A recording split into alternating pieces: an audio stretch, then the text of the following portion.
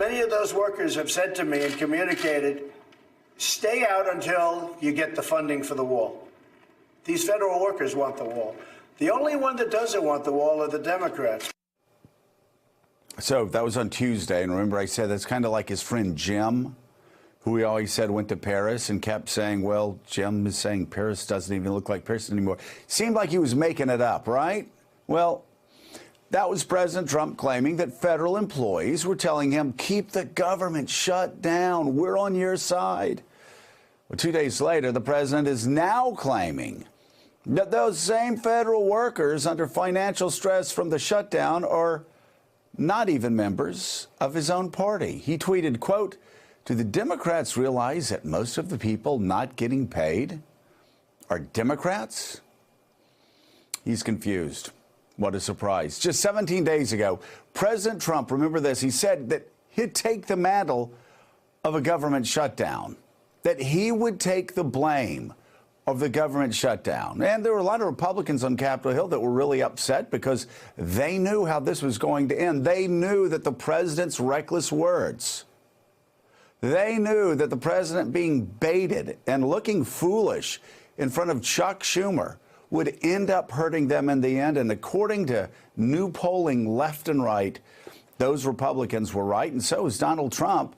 Voters are blaming him for the shutdown. In a Reuters Ipsos poll conducted after the shutdown began, found that 47% of Americans hold Donald Trump responsible, while only 33% blame Democrats in Congress, and about 7% blame congressional Republicans. Meanwhile, just 35% of Americans say they support Congress putting up the money for a border wall. That's about where it's been for a very long time. Only about a third of Americans.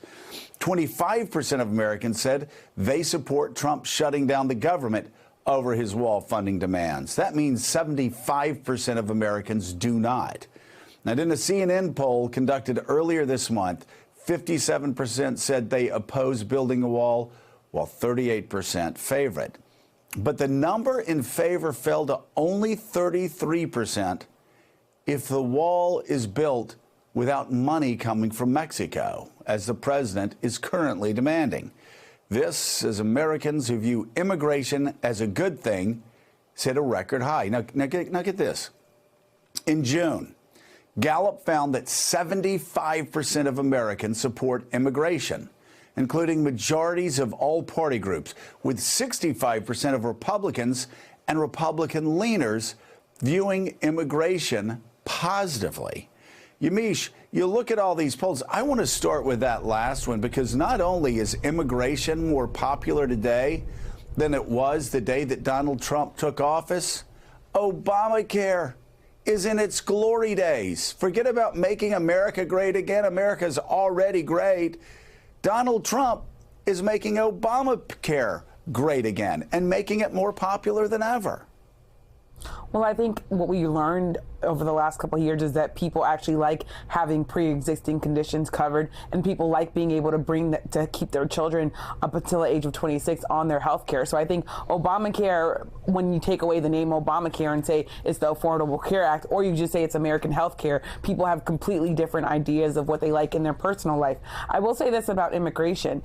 There are a lot of people who also, I think, after President Trump was elected, realized that some of their family members, some of the people that they like to see on maybe at the coffee shop or their coworkers, they were immigrants, some of them deported. We've seen stories where people were Trump supporters and then their spouses were deported. So we also see that people are now personally feeling the effects of the Trump administration, and of course the child separation program. I think that was something that changed the idea of what immigration was. Even people who like Donald Trump were saying, well, we can't separate mothers and their children. That's a step too far. Of course, President Trump doubled down on that policy, but the courts have really dealt the Trump administration over and over again losses. I think now when it comes to this shutdown, President Trump was banking on the idea that he would like to have a conversation and an argument over immigration, that he could stake his reputation on shutting down the government over immigration. And I think what we see and what he's realizing is that that's not a good position, and that Nancy Pelosi is going to make his life even harder than it was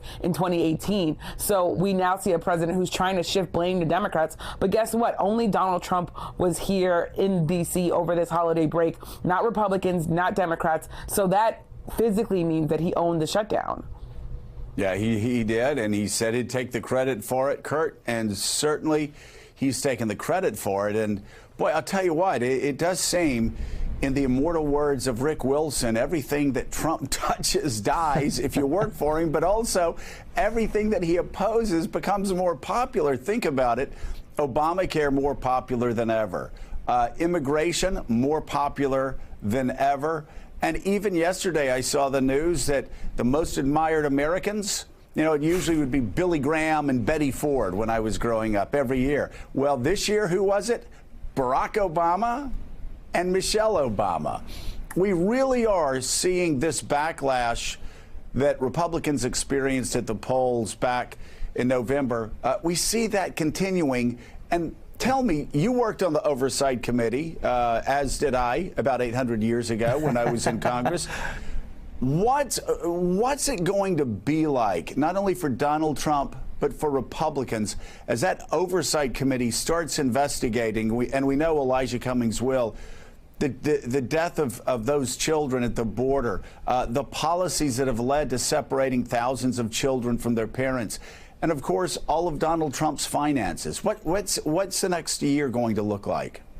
Well, we're starting to see some of that already take shape, Joe. And just in the last week, Elijah Cummings, the incoming chairman of the Oversight Committee, sent 51 letters to the Trump administration, a number of document requests, including to the Secretary of Homeland Security about the child deportation and the child separation policy. We saw just last night a number of the congressional committees send a joint letter telling the Trump administration to save all their documents, all of their emails, all of their notes so that they can get all the information right away. They've given them till January 11th to produce those documents, and if they don't, if they resist, if they obstruct, you're going to start seeing subpoenas being issued by the new Democratic majority. And Joe, this is what the American people wanted. They wanted this check and balance. We've had 2 years now of an unchecked administration of the Republicans on the Oversight Committee, the same Republicans, by the way, that couldn't wait to talk about oversight when Barack Obama was president, who issued more than 100 subpoenas when I was there working at the Oversight Committee of Barack Obama. Those same Republicans didn't do anything for 2 years, didn't issue a single subpoena to Donald Trump, all the while different types of corruption. We saw what happened with Scott Pruitt, saw what happened with Tom Price and his private travel, seeing the controversies with Ryan Zinke that have chased him out before the end of the year. They didn't do anything. Well, the American people decided in November they want action, they want oversight, and that's what they're going to get. Isn't it incredible? Not a single subpoena over the first 2 years of Donald Trump's presidency, when there probably should have been a record number going out to try to investigate all the things that seem to be going wrong in that administration and with the president himself. Still ahead, Trump's ever-moving goalposts on who's going to pay for the wall. Or should we say the steel slats? Morning Joe's coming back in a moment.